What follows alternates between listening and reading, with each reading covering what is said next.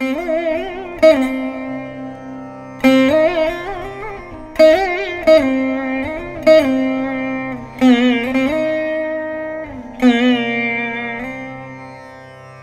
ನಮೋ ಭಗವತೆ ವಾಸುದೇವಾಯ.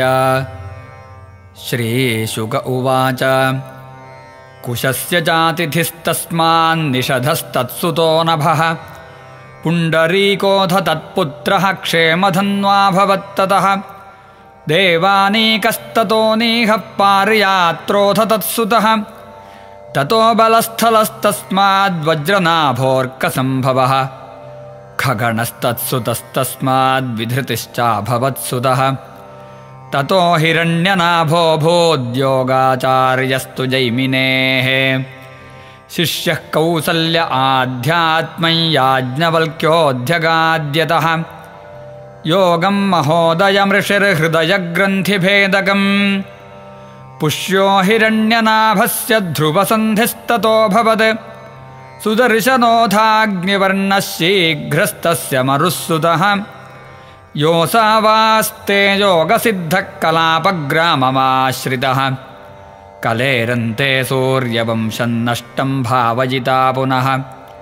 ತಸ್ಮಾತ್ ಪ್ರಸುಶ್ರುತಸ್ತಸ್ಯ ಸಂಧಿಸ್ತಸ್ಯಾಪ್ಯಮರ್ಷಣಃ ಮಹಸ್ವಾಂಸ್ತತ್ಸುತಸ್ತಸ್ಮಾದ್ವಿಶ್ವಸಾಹ್ವೋऽನ್ವಜಾಯತ ತತಃ ಪ್ರಸೇನಜಿತ್ತಸ್ಮಾತ್ ತಕ್ಷಕೋ ಭವಿತಾ ಪುನಃ ತತೋ ಬೃಹದ್ಬಲೋ ಯಸ್ತು ಪಿತ್ರಾ ತೇ ಸಮರೇ ಹತಃ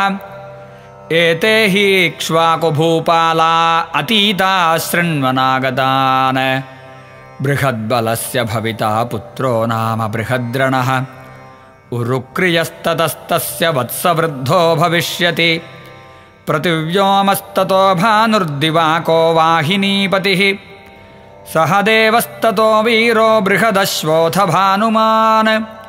ಪ್ರತೀಕಾಶ್ವೋ ಭಾನುಮತಃ ಸುಪ್ರತೀಕೋಥ ತತ್ಸುತಃ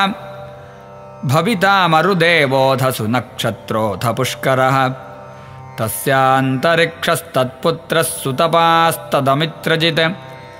ಬೃಹದ್ರಾಜಸ್ತು ತಸ್ಯಾಪಿ ಬರ್ಹಿಸ್ತಸ್ಮಾತ್ ಕೃತಂಜಯಃ ರಣಂಜಯಸ್ತಸ್ಯ ಸುತಃ ಸಂಜಯೋ ಭವಿತಾ ತತಃ ತಸ್ಮಾಚ್ಛಾಕ್ಯೋಥ ಶುದ್ಧೋದೋ ಲಾಂಗಲಸ್ತತ್ಸುತಃ ಸ್ಮೃತಃ ತತಃ ಪ್ರಸೇನಜಿತ್ತಸ್ಮಾತ್ ಕ್ಷುದ್ರಕೋ ಭವಿತಾ ತತಃ ರಣಕೋ ಭವಿತಾ ತಸ್ಮಾತ್ ಸುರಥಸ್ತನಯಸ್ತತಃ ಸುಮಿತ್ರೋ ನಾಮ ನಿಷ್ಠಾಂತ ಏತೆ ಬಾರ್ಹದ್ಬಲಾನ್ವಯಾಃ ಇಕ್ಷ್ವಾಕೂಣಾಮಯಂ ವಂಶಃ ಸುಮಿತ್ರಾಂತೋ ಭವಿಷ್ಯತಿ ಯತಸ್ತಂ ಪ್ರಾಪ್ಯ ರಾಜಾನಂ ಸಂಸ್ಥಾಂ ಪ್ರಾಪ್ಸ್ಯತಿ ವೈ ಕಲೌ. ಇತಿ ಶ್ರೀಮದ್ಭಾಗವತೆ ಮಹಾಪುರಾಣೇ ಪಾರಮಹಂಸ್ಯಾಂ ಸಂಹಿತಾಯಾಂ ನವಮಸ್ಕಂಧೇ ಇಕ್ಷ್ವಾಕುವಂಶವರ್ಣನಂ ನಾಮ 12ೋऽಧ್ಯಾಯಃ. ಸರ್ವತ್ರ ಗೋವಿಂದನಾಮ ಸಂಕೀರ್ತನಂ